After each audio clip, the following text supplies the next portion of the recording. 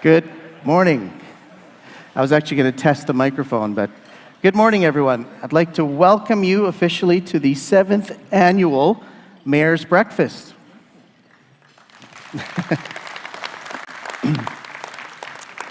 I'll do it again because I was anticipating there'd be such joy to be together in person again. I'd like to formally welcome you to the 7th annual Mayor's Breakfast. So my name is VJ Manuel. I'm in my 7th year as head of MEI schools. I've also served almost 20 years as a teacher, vice principal, and principal in the school district. And I chair the board of directors for Character Abbotsford. Very proud of that movement. Now, if you know me at all in any of those circles, you know that social media is kind of a thing for me. So I'm going to do something this morning that's going to require all of you. And what I'll do is I'm going to take a video of us saying, "Hello, Abbotsford," and then kind of cheering and waving, okay? So you've had breakfast, there's energy now, you can't, oh, it's morning, can't do that anymore. Okay, so we'll do one practice, then I'm going to do this, and then I'll post it with the hashtag Abbotsford, okay? And for those who don't, I was going to have the mayor's grandsons, Ethan and Adam, come up and explain that to half of us, what a hashtag is, but it's going to be hashtag Abbotsford. Okay, so here's the practice run. Are we able to turn these lights up a bit for this? This is unscripted, so everyone's going, wait, what's going on? Okay, here we go. On 3, all you're going to say, and you got to look happy because you don't want to be the one person that's like, "Hello, Abbotsford," okay? On 3, "Hello, Abbotsford," and then, yeah, and this is the practice run. Ready? 1, 2, 3. Okay, that's good. That's the practice. Okay, now here's the real one. Are you ready? 1, 2, 3.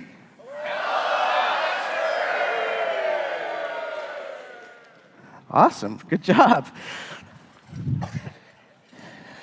So this morning, I'd like to acknowledge that we are located currently on the territories of the Matsqui First Nation.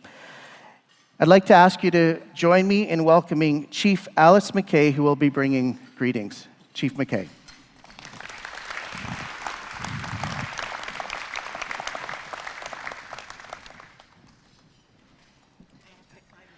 Yes. Good morning, everyone. Good morning. It's nice to see you all. Well, kind of see you all. My traditional name is Yamate Mathakwi. I am from the Matsqui First Nation. First of all, I would like to thank Mayor Braun for the invitation. I would like to thank the beautiful singers that were up here this morning. Wow, that was very impressive. I'm very impressed with those young people. I am really about young people. As you see, I'm a little older, so I want to see our young kids prosper, and I want to see them, really accomplish what they need to accomplish.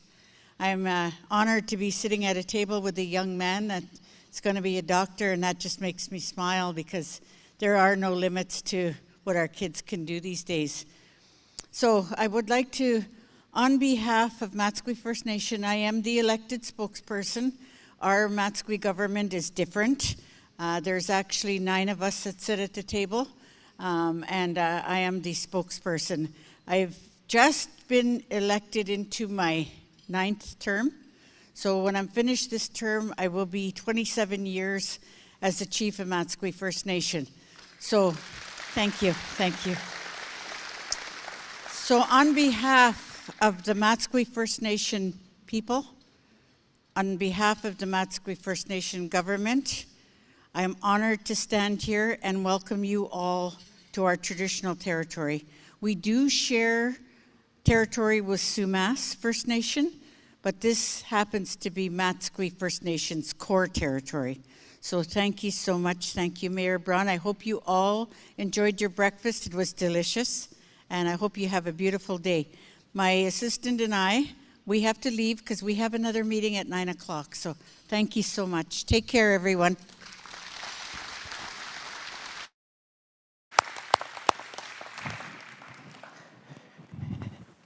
Thank you, Chief McKay. My wife and I have been married almost 23 years, and I've really enjoyed this morning because the interaction between the mayor and his wife reminds me a lot of my wife and I. So I may have to give a speech or something, and which the mayor has to this morning. And interestingly, it was Velma who booked the table. I didn't ask permission for this, so I could hear about this later. I won't be returning to my seat. So anyway, in the morning, because the mayor and I met, and we thought it's good to sit beside each other, because if something changes, he can quickly tell me. And I was over there, and he said, you should probably come over here. Well, Velma had someone else sitting at this, and so he got a good talking to, which reminded me of my marriage as well. So that made me feel very good. Few recognitions this morning. I'll do a group at a time. So the first group, when I say your name, please just stand and wave, and then we'll acknowledge the whole group. Some of the dignitaries here today: MP Brad Viss, if you could stand; MP Ed Fast; MLA Bruce Banman; MLA Michael DeYoung; and of course, Chief Alice McKay. Let's greet and welcome all these folks.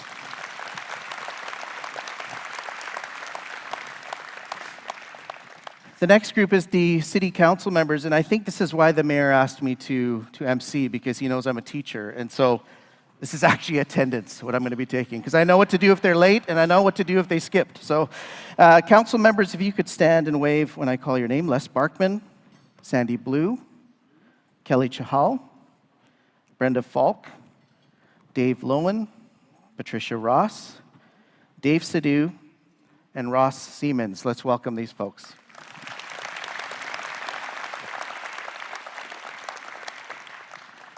From the Board of Education Trustees: Preet Rai, Shirley Wilson, Corky Neufeld, and Phil Anderson. Welcome. We also have a very special group, special to the mayor, I know. The Abbotsford Youth Commission Council is here. So first of all, Bev Olfert, the executive director, she runs this program, does a great job. Bev, if you could stand, there she is. And all the youth council members, if you could stand up.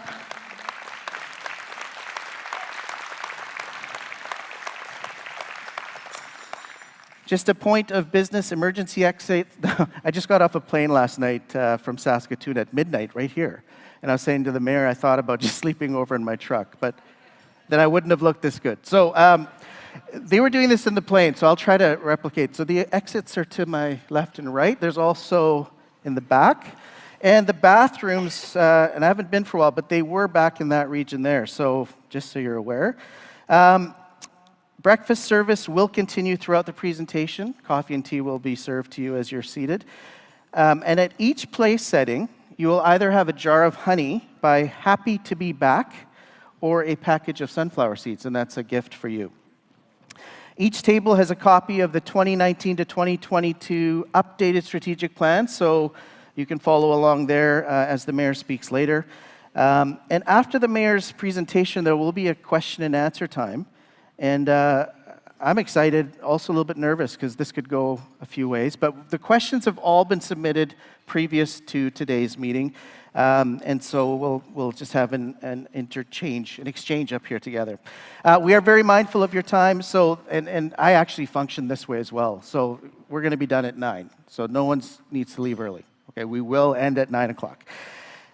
Now, to introduce the mayor. Over the last couple of years, any chance that I've had to encourage leaders like yourselves, one of the things in education, there's other folks that I'll meet, and one of the things that I've said to them and reminded myself, and I'll say this to you, is whatever job you're in, whatever role you're in today, all of us right now, for a season, we get to lead the city.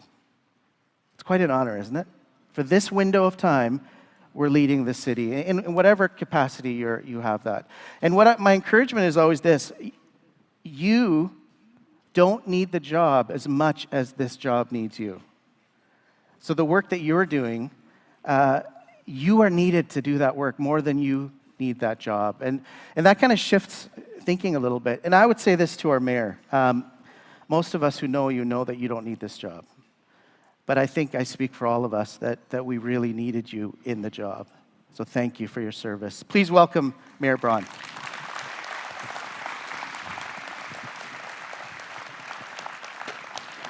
Yeah.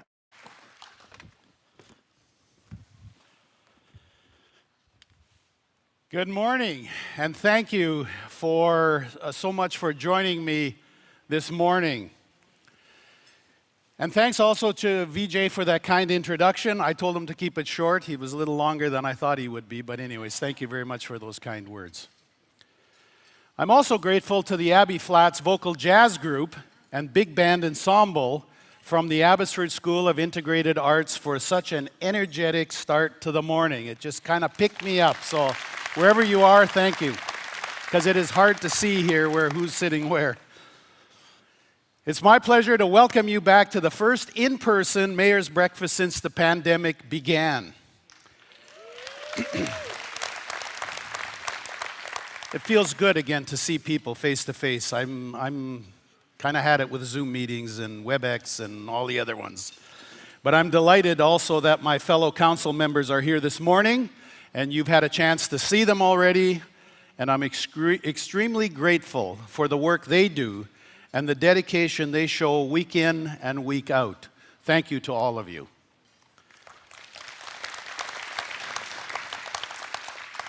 It has, of course, been a while since we've been face-to-face or could shake hands or share fist bumps and gather together like this. For me, these have been the two most challenging years of my life, and I'm sure many of you can relate to that. With the fluctuating case numbers and the changing public health orders, virtually every sector of our community, and particularly our businesses, were impacted by COVID. And then came the flood of November last year. It has been a lot to deal with, and it has taken a significant toll on many. Despite all of this, Abbotsford fared better than some other municipalities, due in large part to our agricultural community. After all, people need to eat. And so the agricultural industry of Abbotsford has always protected us from the economic downturns that many other communities may experience. While life is starting to return to more regular operations in our new reality, and with community events and projects picking up once again, I feel optimistic. And when I reflect on these past couple of years and the work our council and city has done, I think we're well on our way to finding ease and comfort with our new reality. City operations were, of course, subject to the same COVID-19 guidelines as other businesses, and we certainly had our own challenges. But the work never stopped. Although not everything was at the same pace as it once was, as council, we maintained all of our essential services while keeping an eye on our expenditures. We also continue to have in-person council meetings with additional safety parameters in place. This helped us maintain the rich quality of discussion that good governance requires. We focused on things like fiscal responsibility for our city, and in turn, we saw new operators for the Abbotsford Centre and the arrival of the Abbotsford Canucks. Yes, we're glad to have them here. And next year, we're in the Calder Cup, we're in the playoffs. They did great, though, for the first season here. We saw the opening of the new Ledgeview Clubhouse, and we've been happy to see revitalization and travel with a steady recovery in passenger numbers at the Abbotsford International Airport. We also saw the implementation of an automated garbage and recycling and compost curbside collection program. We welcomed the opening of the brand new transit maintenance facility, which allows us to expand our transit fleet.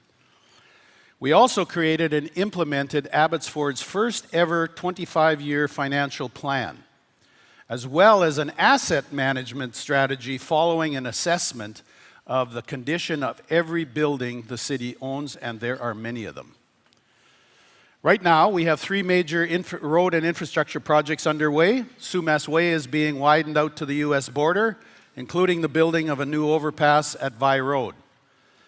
Improvements have begun between Aldergrove and the Mount Lehman intersection on Fraser Highway, and they will be completed this year. Meanwhile, the Marshall Road extension connecting King Road to Mount Lehman Road at the traffic circle up here will be completed later this summer. The province is heavily engaged in the design phase of Highway 1 for the widening from 264th to 2 kilometers east of Whatcom Road, which is slated to be completed by January 1, 2026. And I can tell you I've seen those plans already, and the interchange at Sumas Way looks like something out of Los Angeles. So be prepared. You need a roadmap to get around all those whatever bridges. We have seen an ever-increasing total of land development applications and building permits compared to previous years. Unfortunately, we can't approve them as quickly as we would like. In 2021, in-stream residential applications for single-family lots, townhouses, and apartment units saw a 35% increase compared to 2020, reaching a record total of nearly 7,000 units.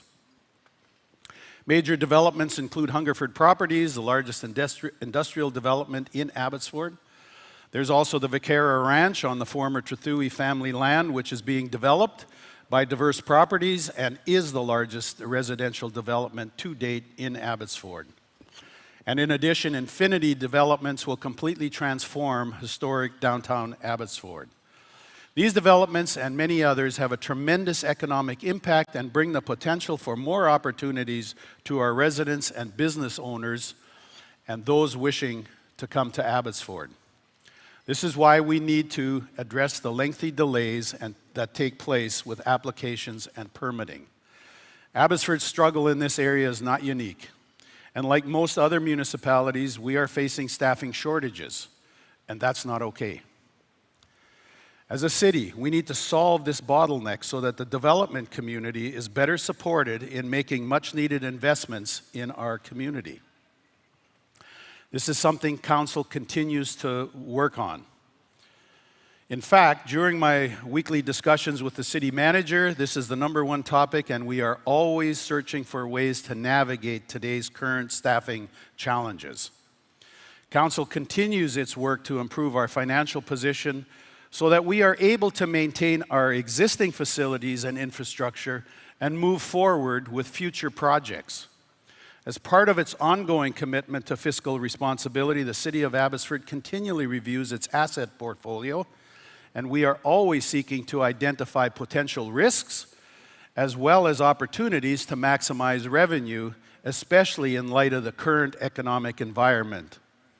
In 2020, our net financial position was $313 million. On Monday, Council received our audited statements for 2021, and that figure is now at $359 million. This provides us with some flexibility to address both expected financial costs to our city services and unexpected costs, such as a flood event that we just lived through. In November 2021, we endured consecutive atmospheric river events, dumping all-time record rainfall coupled with extraordinarily warm weather. This caused abnormal snowmelt from the Mount Baker watershed, which in turn created an overflow of the Nooksack River in Washington State. When the Nooksack River breached its bank at Everson, the water headed straight towards the city of Abbotsford. The Sumas Prairie flood covered an area of approximately 90 square kilometers, and just for context, that's the size of the entire city of Burnaby, can fit into Sumas Prairie. And it forced the closure of Highway 1 and the Sumas International Border Crossing. It disrupted rail and utility services and severely damaged agricultural operations. It forced the evacuation of 3,000 people from more than 1,100 properties. It led to the loss of countless millions in property, livestock, and agricultural operations. Throughout the event and the weeks following, many individuals and businesses stepped up to offer support and assistance. We saw farmers on the uplands opening up their barns for other farmers to shelter their poultry and livestock, not worrying about the cost or how it would all work. This focus was simply on helping out in any way possible. The heart-wrenching images from those first few weeks are still vivid in my mind.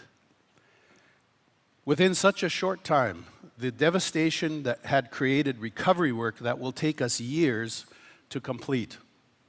And 6 months later, The specially assigned flood recovery team remains singularly focused on this task.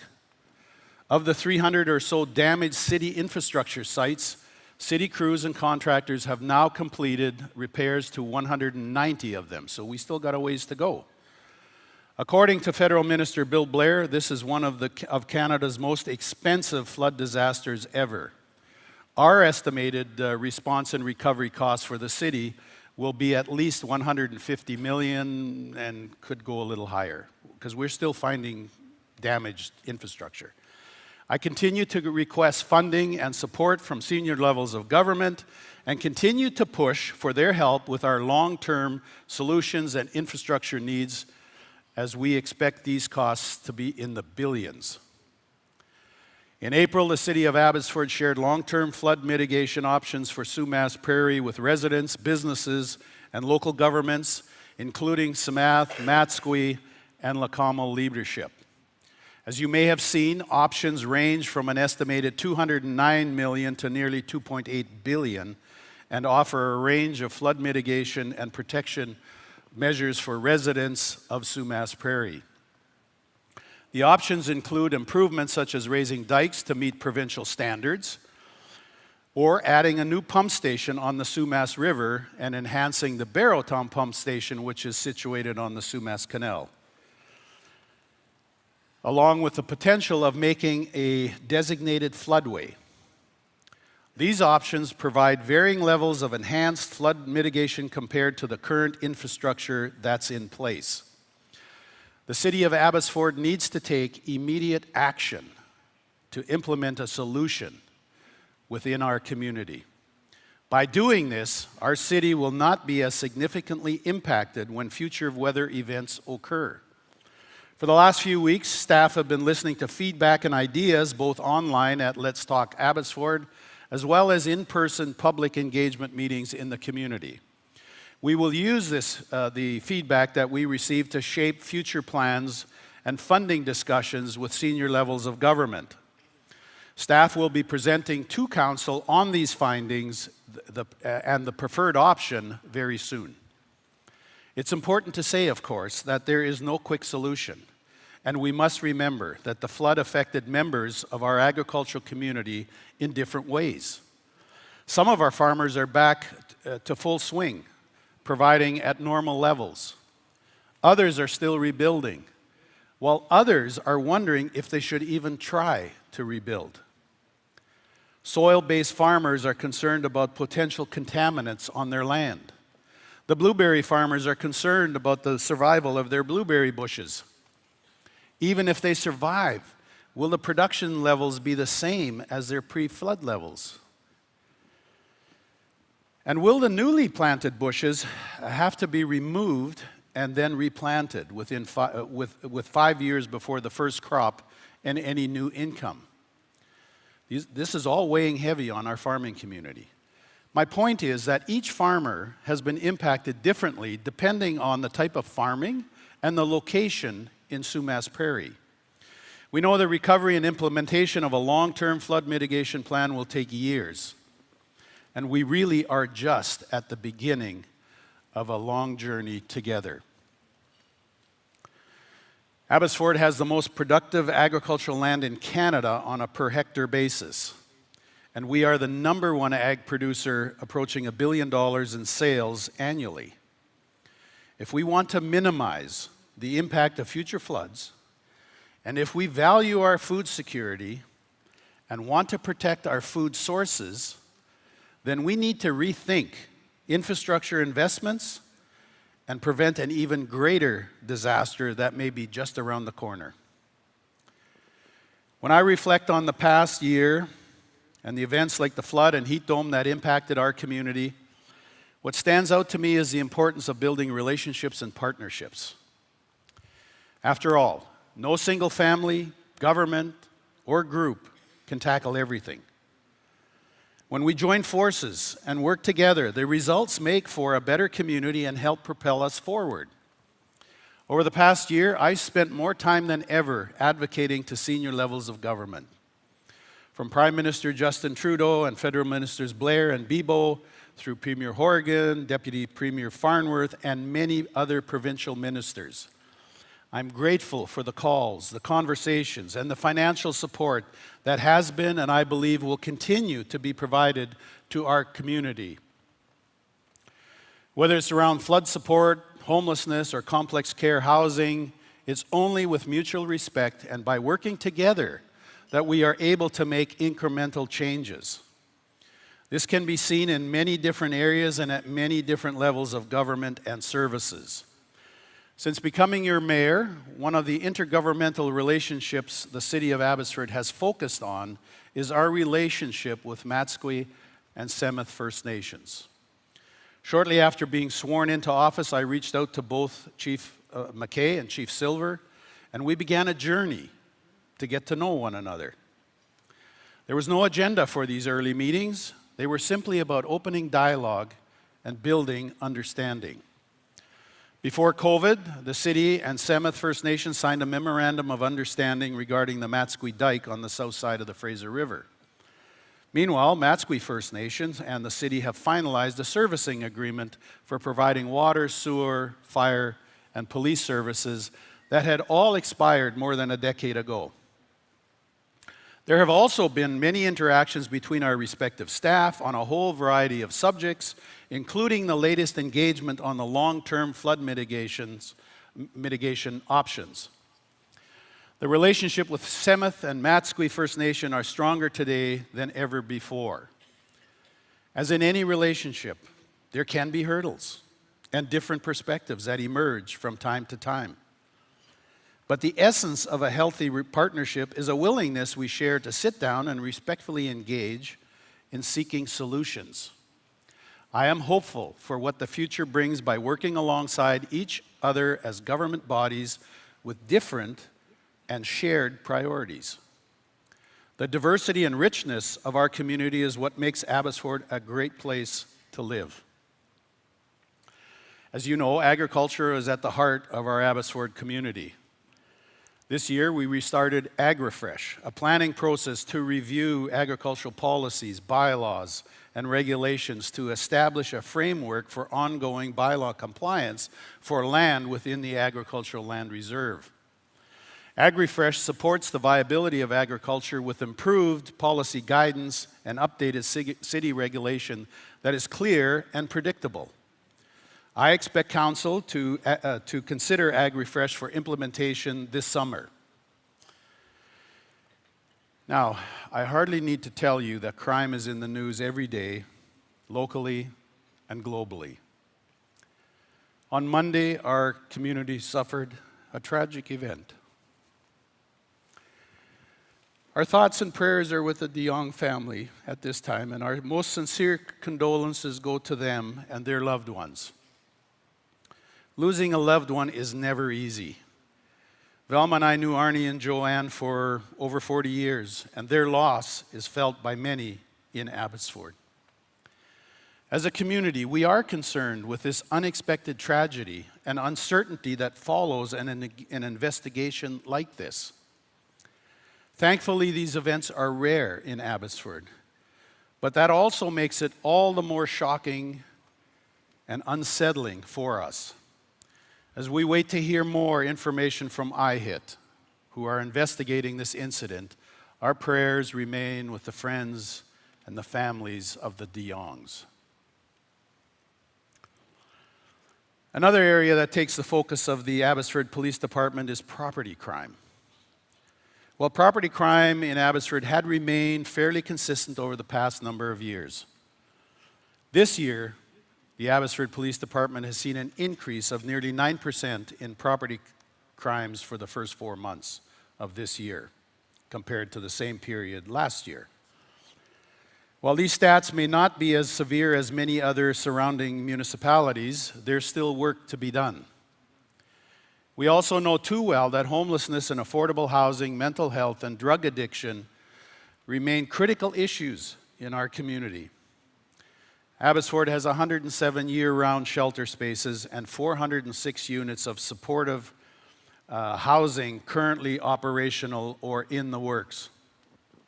It also had approximately 60 extreme weather shelter spaces this past winter, but all this is simply not enough to confront the escalating issue. When appropriate service levels are not in place, there's a trickle-down impact, not only to the individuals who are unhoused and in need of help, but also to you as our local business leaders and to the city as well. Housing is a responsibility of the provincial government, and we need their help. In April, I invited Minister David Eby, who is responsible for housing in our province, to tour the Lonzo and Riverside homeless camp. This is situated on the Ministry of Transportation and Infrastructure land, in addition to the CP Rail right-of-way and BC Hydro's right-of-way where Southern Rail operates. This unacceptable situation needs to be taken care of. Since that tour, some progress has been made. One thing Council was glad to see move forward this year is a federally funded Reaching Home program. In 2020, the City of Abbotsford, as a designated community by the federal government, received funding for this program and allocated $1.3 million to community projects that focus on preventing and reducing homelessness in Abbotsford. 12 local projects were selected to receive funding, and we had a call for proposals that closed in April, last month, for the next round of Reaching Home support, and I look forward to seeing this work unfold.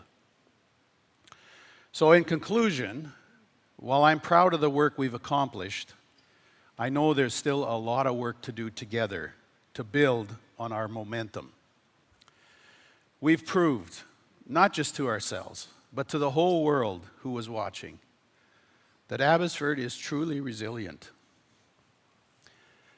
We've proved that as a city, we can face challenges head-on and work hard to come out the other end, maintaining a sense of optimism. And I thank all of you here today and watching online for your many, many contributions. 7 years ago, 7.5, I guess it was, we began a journey towards establishing Abbotsford as the hub of the Fraser Valley. In addition to the impressive facilities in this hub, including the Supreme and Provincial Courthouse, the Regional Hospital and Cancer Center, the Aerospace Cluster right here on this airport, and the University of the Fraser Valley, I think we have evolved as a hub in another sense. After our experiences over the last 2 years with COVID and the flood, Abbotsford has, without a doubt, emerged as a hub of caring, of giving, and of neighborly cooperation.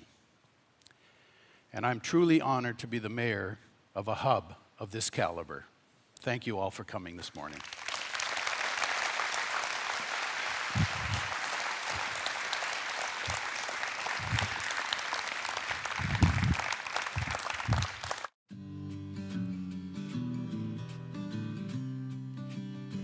On November the 14th of 2021, our city experienced a disastrous flood that we had not seen since the flood of 1948. I ended up going on Highway 1 at West Gen and saw people who were neck deep in waters trying to save those cows. It was heartbreaking. I saw all of this happening to a city that is known for its agriculture, and my heart went out to the people, the farmers, and some farmers lost everything.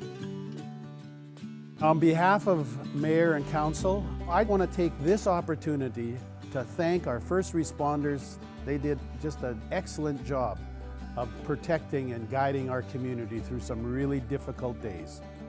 I want to thank all of the farmers, the farming community, helping each other.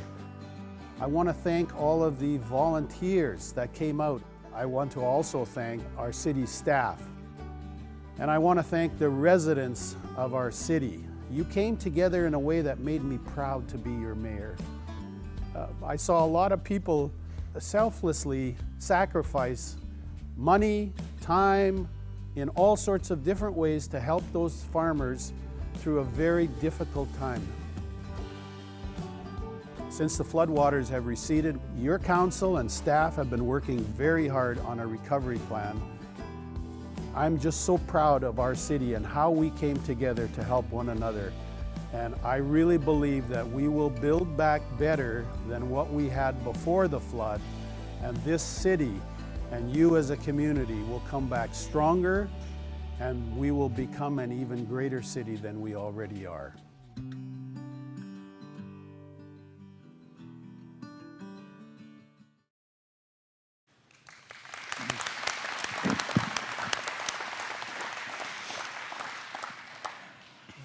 Thank you, Mayor Braun. We're going to go into the question and answer section here. And just so you know, these questions, I said it earlier, were submitted by folks who are attending today. I have a huge list. I haven't been told what to ask or what not to ask. And what I'm going to try to do is just feed off of some of what we saw and have a conversation up here. But before the mayor, well, please come on back, Mayor Braun. I just wanted to say, you know, as you watch this, what I was thinking about is the family. You know, each of us, many of us have a family behind what we do. And the mayor's wife is here, which I've clearly documented earlier. But his daughter, grandsons, and some close friends. And just a thank you to you for lending him to us during this incredibly challenging time. Thank you. Mayor Braun. Yep. Okay. Which side? Over there. So, Mayor Braun, we've established that you don't really need this job, but we need you. First question I have is, are you considering re-election? I expected that to come up, but I didn't know that was the first question. That question has come up many times in the last 6 months, more so than at any other time. I have been consistent, and I will stay consistent that yes, I'm thinking about all of this, but I will not make up my mind until, well, certainly after the mayor's breakfast. If I did anything before, I would be accused of using this as an election platform to launch my campaign. So I have said end of May, maybe the first week in June is when I will probably say that. But if I was like George Ferguson, I would wait till, I think it's September 15th before the nomination papers need to be signed, because I never knew until the morning of that day, George, are you running? He says, you got to wait for September. So. I won't do that. Well, and you've said even in our pre-meeting, what you're wrestling with is a responsibility to the city, and also there's family. And yes, and my age is not lost on me. I'm a year younger than when my dad died. And I remember Joe Siegel, some of you will know who that is. When I met him 35 years ago, we had a lunch meeting at his home on some business we were trying to do together in China. Anyways, make a long story short, he says, have you heard about the runway of life? I said, no, but I'm intrigued by that. So I says, yes, I do want to hear that. So he went around the corner, got a tape measure, and pulled it out to, I think it was 80 inches at that time. He says, find your age on that tape measure. And whatever is from 0 to, at that time, I think I was probably 35-ish. So an 80 was way over there.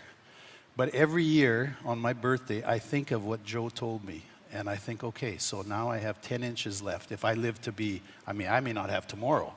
None of us know that. But if I live to be the average, which today for a man is 82 years old, that means I have 10 inches left on that tape measure. And the question I ask myself is, what do I want to do with that 10 inches? Another term would eat up 4. Anyways, it's a long answer to a short question.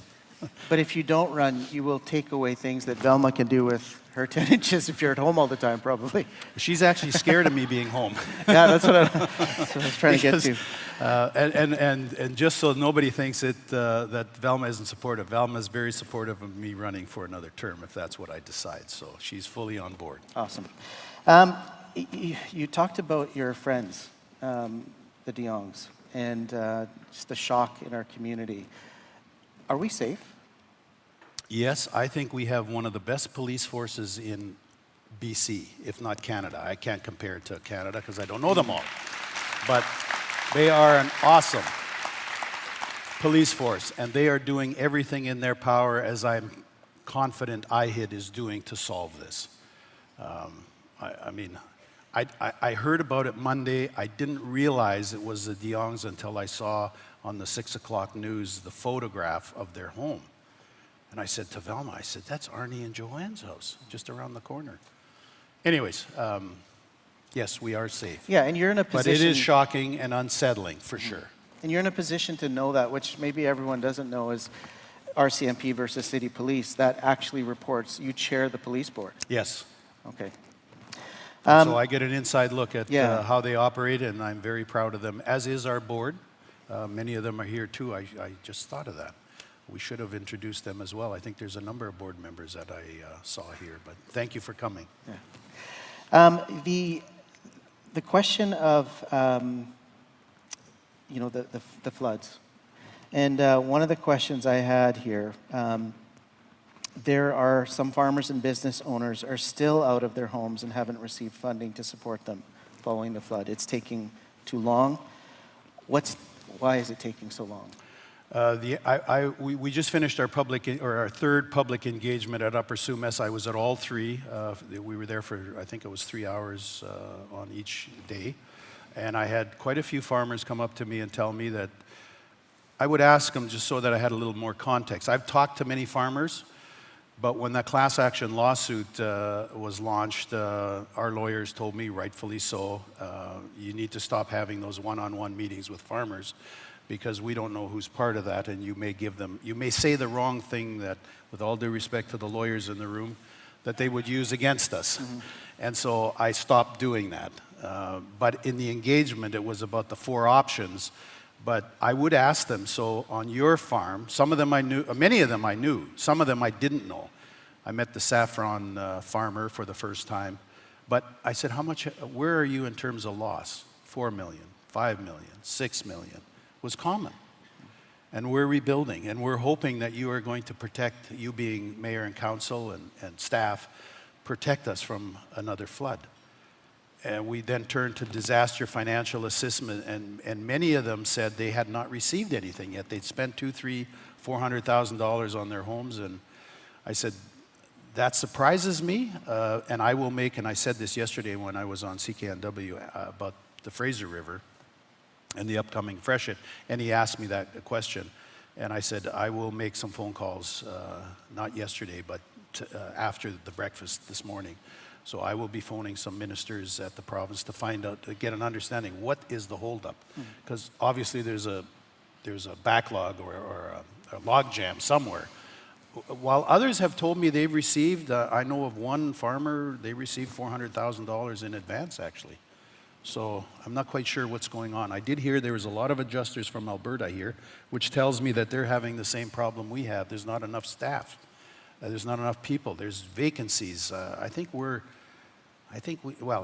shouldn't say, I don't know, but we have many vacancies, and we're having a hard time attracting staff.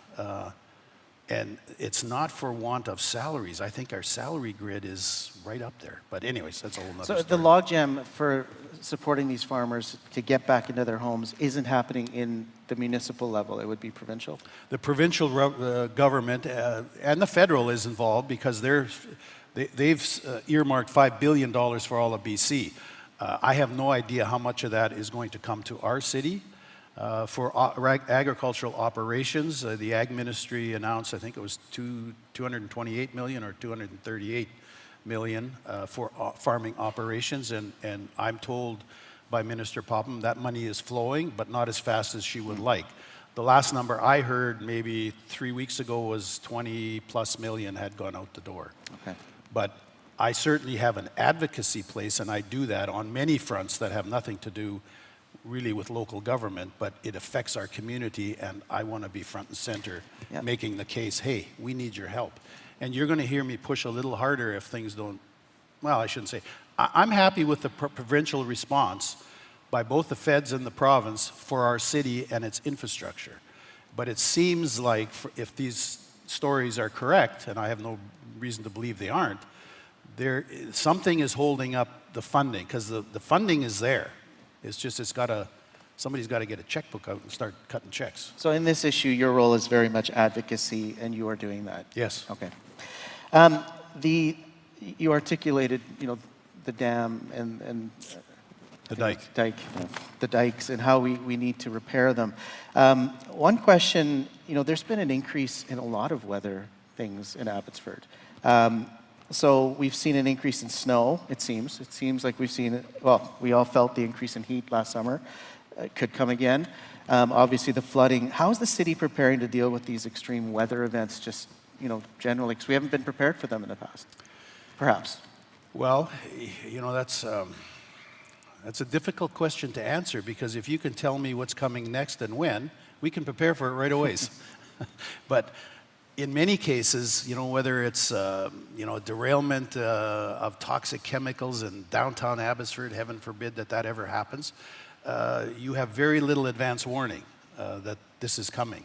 Right now I'm losing sleep over the freshet, because there's a lot of snow up country. It's been a very cold or colder spring than normal, and that in itself doesn't mean we're going to have a flood. What will determine that is, are we going to get a heat dome in June? How Because quickly it looks like May is going to be cold right to the end of 27th. I looked this morning for the 14-day forecast, and it's cold and rainy and snowing in the Coquihalla and other places in the mountains, and that all has to melt and come down. But if we get a heat dome or if we get 30+ degree weather for a week in June, and then followed by heavy downpour, people in Glen Valley better start thinking about moving animals, tractors, and a lot of other things, because there's no dam, there's no dike there to protect them. Sorry. So, but yes, we're prepared. We have an operations center. We do practices. We do that at the airport here too, in case, because you can have all sorts of emergencies here too. And when we stood up the emergency operations center, there was, I think there were 70 people, 70 when it started, and I think it grew to 400 over time as other government agencies got involved. But we're ready to go. But what people don't understand is, the minute we declare a state of emergency, you have to actually have a plan to execute, because the next call from everybody is, so what do you want us to do? And the answer can't be, we don't know. So we have to sit down with everybody and work that out. Who's responsible for what? How are we going to do this? One of the things that I've learned, and I've raised this already at the province, is it's one thing for an emergency order in a residential subdivision. Let's take Merritt primarily. That's fairly simple to do and to control. But to evacuate farmers, all of them, when there's agricultural industry down there, that doesn't work. Somebody has to look after those animals and the livestock, to feed and to water, and a state of emergency, an evacuation order is an order. It is not a suggestion or a recommendation. And so I know some people were frustrated that they couldn't get back into their farm. But our first responders, our police in particular, they found ways to navigate around that. But we have to figure something else out if this ever happens again, that we don't need to sit there for hours trying to decide, should we let them? We can't let them in. Because if somebody dies, guess what? There'll be a lawyer that will sue the city, because we disobeyed our own order. And suffering. Totally. Right, so it's complicated. Who sits in that, when you talk about an evacuation order or a state of emergency, and then you said we pull the people together, who would be in that kind of a meeting? Our fire, police, city manager. It's now an administrative matter. I have to sign the order, and I'm the only one that can do it, and that is after they give me the lay of the land and what's coming, and then we exercise that and then move from there into the operational mode. And so, they did a great job. Yeah, I was going to say, did you feel the team was taking, because you've got new members, totally. They're awesome. But, and I say this wherever I go, I really want to thank other communities as well. I mean, the Task Force 1 out of Vancouver, and the city of Surrey, Burnaby, our immediate neighbors, Chilliwack, Mission, Township, they all were here to help. Now, Chilliwack could only help us on the eastern side because they couldn't get here. They were really, in effect, Chilliwack was an island there for a while. They couldn't go anywhere. Right. So, anyways. Okay, homelessness, you've again, highlighted a lot of that. I also have come to understand from you in our pre-meeting that a lot of this is governed, I guess, by the province. It's not a municipal thing, and yet we drive by it as citizens every day, and we're thinking, some of us may be like, what's the mayor doing, right? Yep. So maybe as a father, which I am to a father and a grandfather, like, one question I have is, we're, as a community, and I think Abbotsford is seen as very loving, caring. We're one of the most generous in the country. And now I drive to Costco with my young kids in the car. And the dad who they think, is a good person, I'm actually driving right by people who seem to be in need. And how do we, as a city, as individuals, I don't want them to see that and then learn from that to just completely ignore need, right? So how do we balance this? What's the solution going forward? Who are we becoming is really my question. Well, I think in one sense we're becoming desensitized because it's like a lot of other things. We see it day in and day out. And so we see it, but we don't really see it. But you're right, the province is responsible, and there's a whole host of other things that we're advocating for on the mental health side. We are not doing people a favor because they've been apprehended for something, they smashed a plate glass window or something. And when the police arrive, and I've been on these calls, ride-alongs, I usually do it Friday and Saturday. I haven't been doing it as much, but I went out, I don't know, 5 or 6 months ago. Maybe, whatever. And took this gentleman a young man, maybe in his early 20s, to the emergency at, I don't know, midnight, 1 o'clock. 3 police cars already there. Same thing. We waited for a couple hours before they were examined. And then we're told, no, we're not keeping them here. And so the officer that was with me says, I got a difficult decision to make. Do I turn him loose on the street because he needs help? Or do I take him to the jail? So he made the decision to take him to jail for the night for his own safety and the safety of others. And then he was released in the morning, and I'm sure, and we have some people that it's like a revolving stall. Well, and there's another side. I heard a grade 5 speech actually at our school, powerful speech, and I'm sending it to the Character Council probably today. But her family lives close by some of these encampments. So in her speech, she talks about how, we can't leave our stuff out because it might get stolen, yet we want to, very gracious, but this reality that's very tricky. Yeah, no, totally. And Lonzo and Riverside, which is the one you're referring to, and I referenced it in my presentation, is the land is owned by the Ministry of Transportation and Infrastructure, and they have a very wide right-of-way, and it's actually supposed to be used for commercial truck parking, but you take your truck or you take your life in your hands by parking there during the night because half of the truck might not be there. And there's burned out vehicles, but we cannot remove anything as a city, off of provincial land.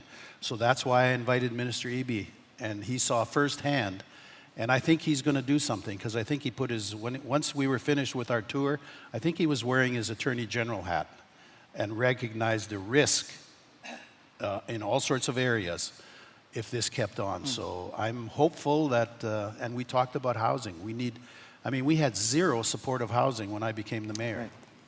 And now we have, over 406 or whatever the number was in progress, or they're built or in progress at some point. But it's not enough. There's probably more homeless people today than there was 5 years ago.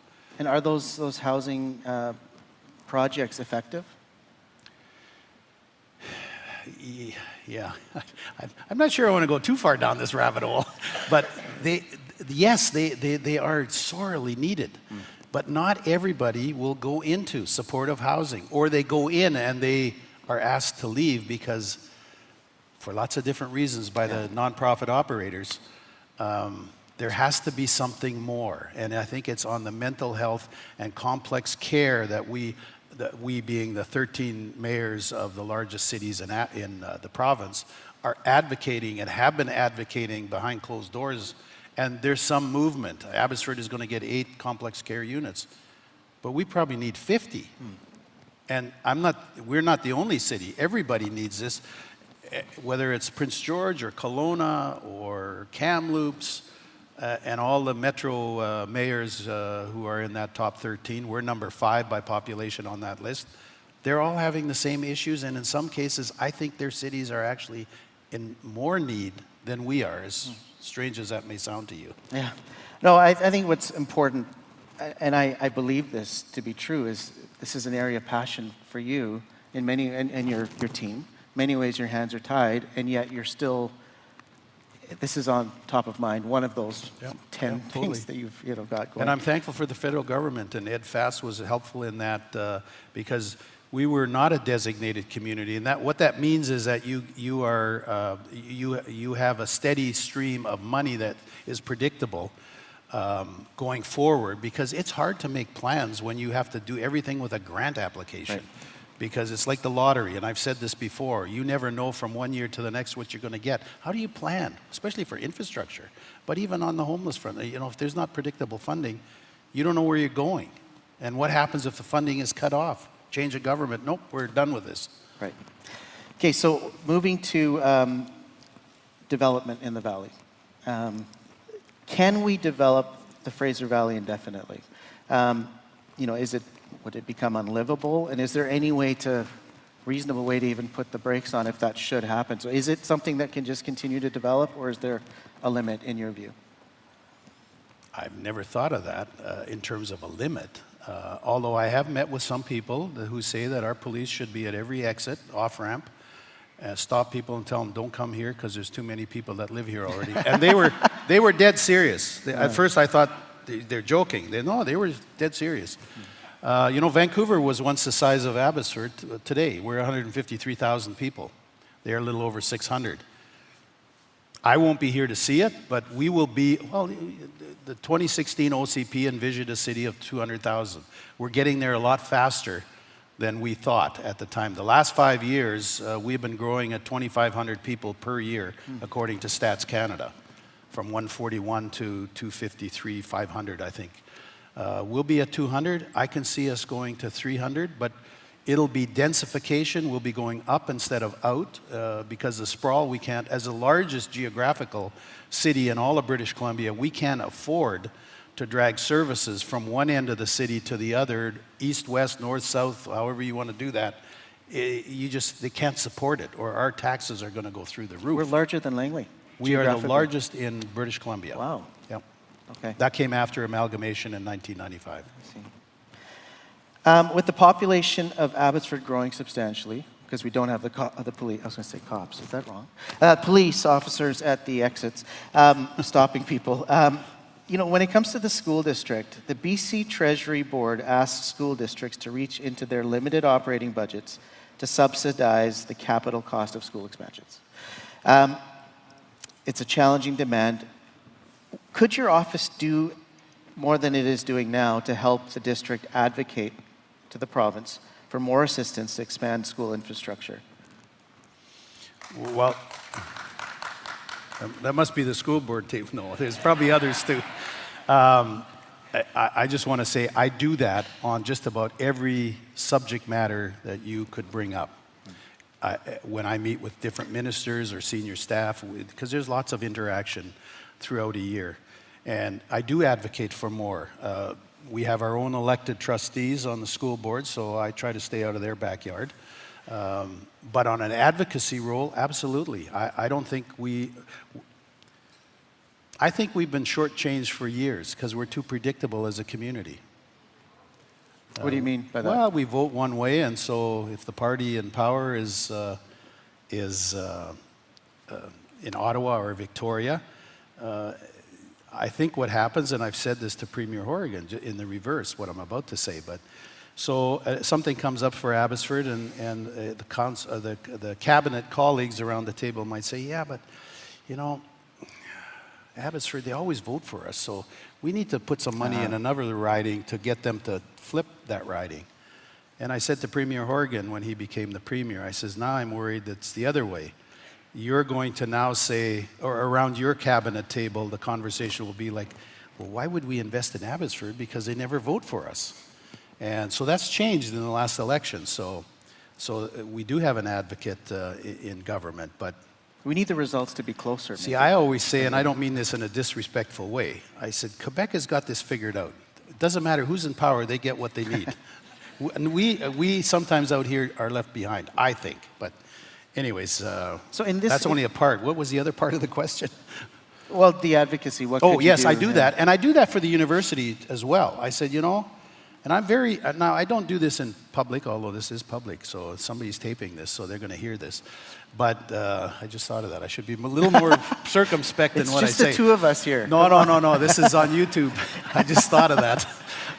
In any event, I advocate for the university as well. And I say to ministers, and I'm going to be meeting the advanced Minister Kang this afternoon, or lunchtime, I think it is, at the university.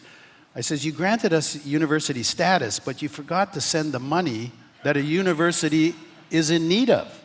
This university, and so that is part of my job. I don't have any say in any of that, but I want to make them aware that I'm aware that they aren't doing it. And I get, having said that, every level of government has constraints and financial challenges, and especially with COVID and the heat dome and floods, our senior levels of government have got their hands full too.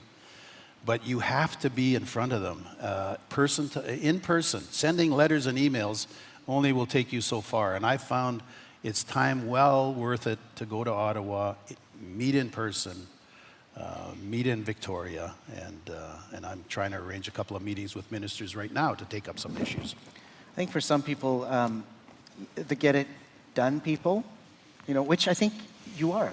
You wouldn't have thrived in business without that, which makes you a perfect politician, right? Because it's not, you know, all theory. But sometimes hearing, you know, advocacy and, you know, meetings, and it sounds like nothing is happening. It can sound to those folks. Is that true, or are these actually are we going to get some money for the schools, I guess is what that person is thinking. On that front, I do not know. I know the school district needs funds, and we are a growing community. We're growing, I think, a lot faster than people thought. I said already in 2016, and I've said this to some trustees, which are still trustees, that I'm hoping that you, as a Board of Education, will be looking at growth patterns and looking at our OCP, because we are dead serious about this plan.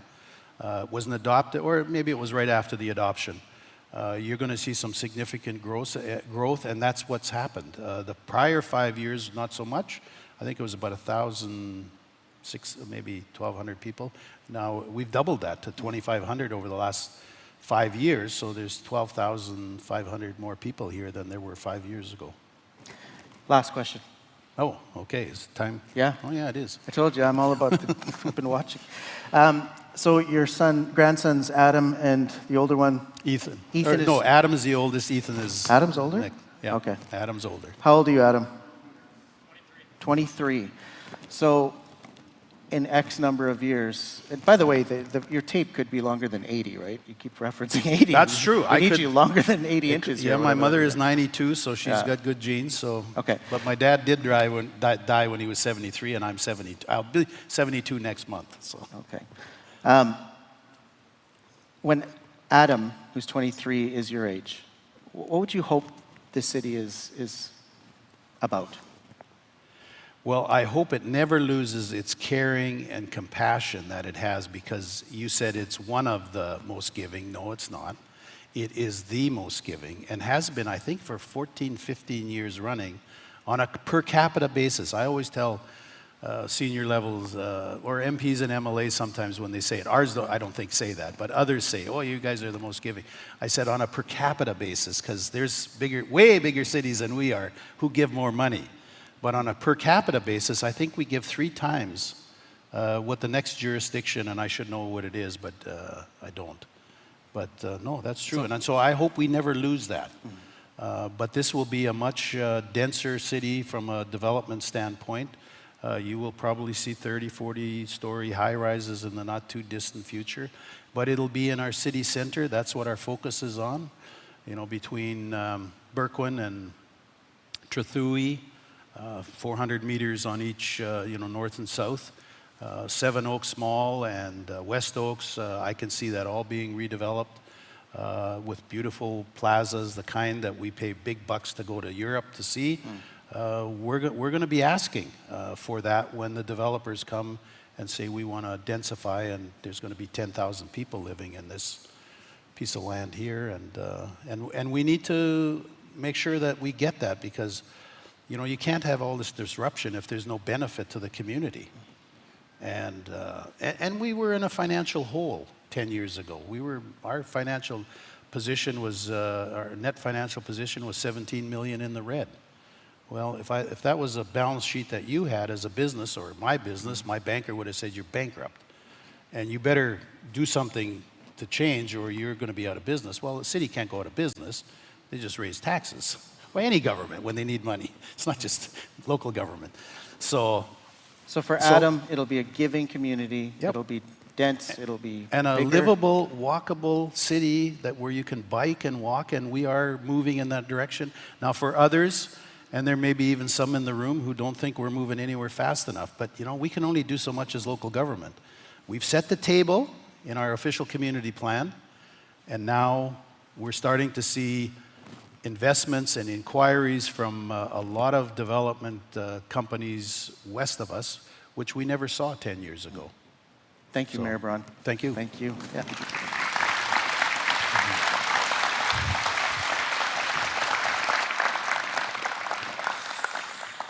Just a few thank yous to close out the morning. First of all, to all of you, thanks for being here. Thanks for being part of this. Thank you, Mayor Braun, for the dialogue and the presentation today. Inspiring. Also, a huge thanks to TradeX for hosting us. Mitch Steiba Productions, thank you. White Table Catering, again, an excellent job with the food, everyone. Agreed?